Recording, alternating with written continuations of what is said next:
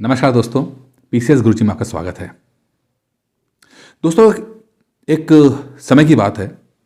एक साधु रहा करता था। वो साधु बहुत ही हठ योग में परफेक्ट था।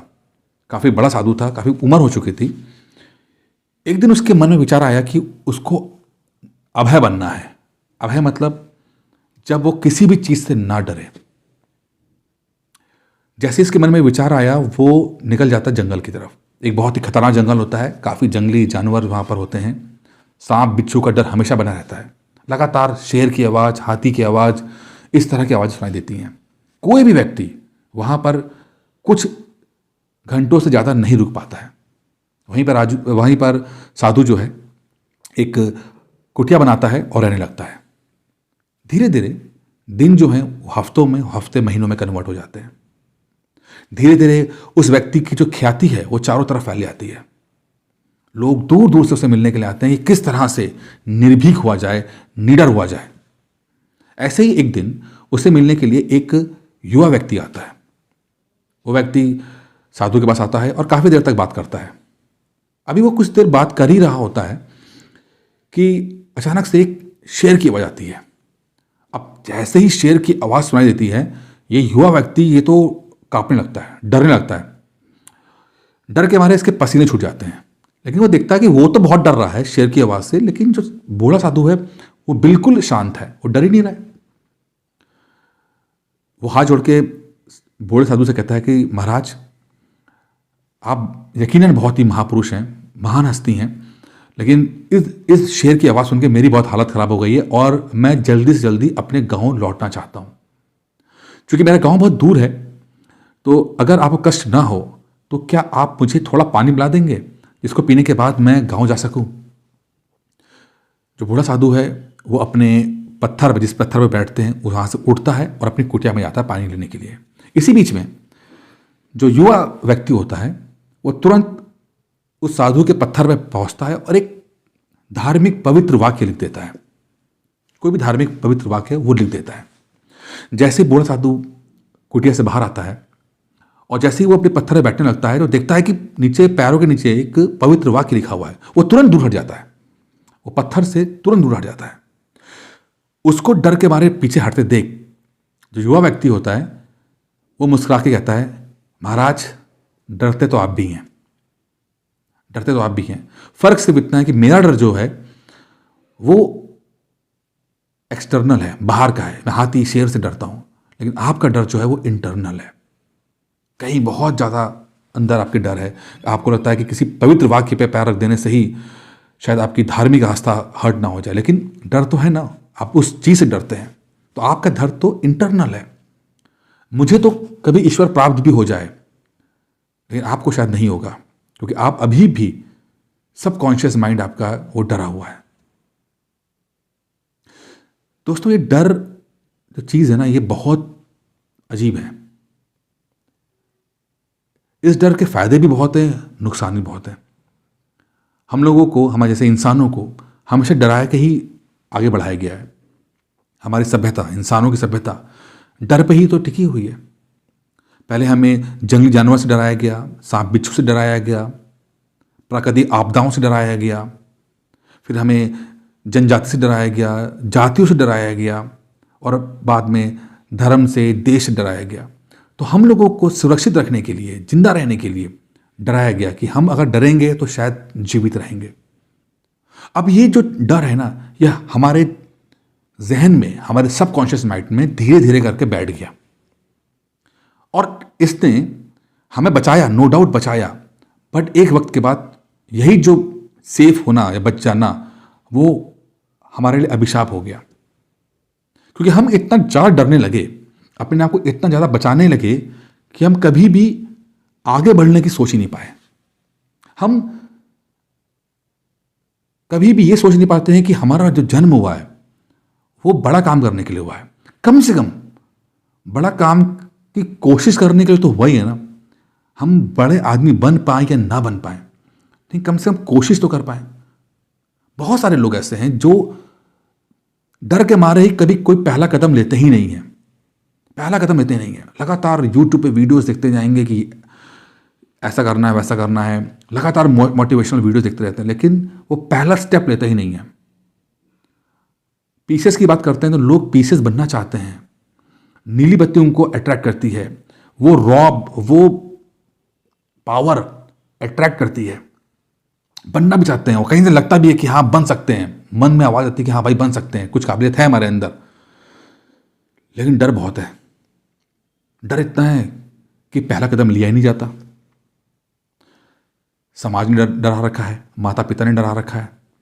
समाज बोलता है पीसेस बनने वाले तो अलग ही लोग होते हैं, वो तो 18-18 घंटे पढ़ते हैं, वो तो 15-15 घंटे पढ़ते हैं, रात दिन पढ़ते हैं, टॉपर होते हैं, तुम तो 4-5 घंटे में थक जाते हो, क्या पीसेस बनोगे? अपनी शक्ल देखी तुमने कभी पीसेस बनने की? इस डर ने जो हमारा कॉन्फिडेंस होता है वो बिल्कुल खत्म कर दिया होता है। मैं कितने लोगों से बात करता हूं और मैं देखता हूं कि इंटेलिजेंसी के मैटर में तो सब बराबर हैं, बट फर्क सिर्फ है कि कौन अपने डर पे काबू कर लेता है और कौन अपने डर पे काबू नहीं कर पाता है। कोई भी नया काम करने के समय हम लोगों को डर लगता है, लाजमी है, लगना चाहिए, लगता है, सबको लगता है। अनसर्टिनिटी रहती है कि शायद सफल होंगे या नहीं होंगे, बट इस डर को कुछ लोग तो काबू कर लेते हैं और सोचते हैं कि नहीं चलो एक ट्राई करते हैं, बट बहुत सारे लोग उस डर को काबू नहीं कर पाते। वो असफल होने के डर से कभी भी कोशिश ही नहीं करते, या कोशिश करते भी हैं तो आधे अधूरे मन से करते हैं। जैसे कि पीसेस में यह बताया गया कि भाई बहुत लोग तैयारी करते हैं, बहुत ज़्यादा कंपटीशन है, सिलेक्शन नहीं होगा भाई आपका। लेकिन सही बताऊं मैं आपको, ये जो डर है ये गलत है, गलत डर है ये। पीसीएस में कोई भी कंपटीशन है ही नहीं। कोई फर्क ही नहीं पड़ता कि कोई बंदा जिसको आप इंटेलिजेंट कहते हो वो कंपटीशन में है या नहीं, इससे कुछ फर्क नहीं पड़ता, किसी को कोई फर्क नहीं पड़ता। मैं प्रूफ कर सकता हूं आपको, मैं आपको सिर्फ दो नंबर दूंगा और यकीन मानिए उन 2 नंबरों से आपके मन का जो झूठा डर है वो खत्म हो जाएगा। जो आपको लगता है कि दुनिया में बहुत सारे इंटेलिजेंट लोग हैं, बहुत सारे काबिल लोग हैं और आपका सिलेक्शन क्यों होगा, क्योंकि मुझसे लोग बात करते हैं, लोग मुझसे कहते हैं कि सर जब हम दूसरों को देखते हैं तो हमें लगता है ये तो कितना इंटेलिजेंट है, जब इसका नहीं हुआ तो हमारा क्या होगा, ये लोगों के मन में आता है। तो मैं इनसे एक ही बात कहता हूं कि जरूरी नहीं कि जो बंदा सफल हुआ है तो आप भी सफल हो जाओगे, या दूसरा बंदा कोई असफल हुआ है तो आप भी असफल हो जाओगे। हर व्यक्ति की मेहनत अलग है, किस्मत अलग है, नियति अलग है, हम सब अलग हैं। जब 2 भाई का जीवन अलग अलग हो सकता है, उनकी किस्मत नियति अलग हो सकती है, तो 2 लोगों का तो 100% अलग हो सकता है। तो किसी के जानने वाला, आपके जानने वाले होंगे जिन्होंने कभी तैयारी की होगी, जिन्होंने बहुत मेहनत भी की होगी, बड़ी से बड़ी कोचिंग ज्वाइन की होगी, हजारों किताबें खरीदी होंगी, अगर वो पीसेस नहीं बन पाए तो इसका मतलब ये नहीं कि आप भी नहीं बन सकते। उनकी अपनी किस्मत, आपकी अपनी किस्मत। अब जो 2 मैं नंबर बताने जा रहा हूं, उन 2 नंबरों से आपके अंदर जो थोड़ा डर है वो खत्म हो जाएगा। पहला नंबर है 90। हमारे पीसीएस में, यूपी पीसीएस में 7 लाख लोग फॉर्म भरते हैं हर साल, पर गिनती के 3 लाख या 3.5 लाख लोग ही पेपर देने आते हैं। अब इन पेपरों को भी, इस पेपर को भी ऐसे लोग बहुत ज़्यादा हैं जो किसी को इम्प्रेस करने के लिए, या माता पिता के दबाव में आकर, या गर्लफ्रेंड बॉयफ्रेंड को इम्प्रेस करने के लिए, समाज को इम्प्रेस करने के लिए, प्रभाव डालने के लिए पेपर देते हैं। ये सीरियस कॉम्पिटिटर नहीं होते हैं, ये तैयारी नहीं करते हैं, बस ये पेपर देने चले जाते हैं और सोचते हैं कि उनके पेपर देने से सिलेक्शन हो जाएगा। ये लोग नॉन सीरियस लोग होते हैं। मेरा जो व्यक्तिगत अनुभव रहा है कंपटीशन को लेकर, चाहे आईएएस पीसीएस हो, चाहे इससे पहले आईआईटी वगैरह हो, मैंने महसूस किया है कि मुश्किल से 40 से 50 हजार लोग ही सीरियस कॉम्पिटिटर होते हैं। 40,000 लोग ही ऐसे होते हैं जो लोग साल भर मेहनत करते हैं, जो एक सिस्टमैटिक तरीके से मेहनत करते हैं। आपको इन 40,000 लोगों में पहले तो अपने आप को लाना है, एक सीरियस कॉम्पिटिटर बनना है। सिर्फ फॉर्म भर देने से या पेपर देने से सिलेक्शन नहीं होता है। पहला स्टेप आपका है कि उन 40,000 लोगों में आना है जहां पर आप अपने आप को सीरियस कॉम्पिटिटर कहला पाओ। 40,000 लोग जो है सीरियस देंगे। अगर आपने पीसीएस प्री में 90 सवाल राइट कर लिए, नेगेटिव मिला के 90 सवाल राइट कर लिए, यकीन मानिए चाहे 7 लाख लोगों ने फॉर्म भरा हो, चाहे 70 लाख लोगों ने फॉर्म भरा हो, आपका सिलेक्शन होगा। चाहे किसी ने दिल्ली में कोचिंग की हो, चाहे मुंबई में कोचिंग की हो, कोई फर्क नहीं पड़ता, आपका सिलेक्शन होगा।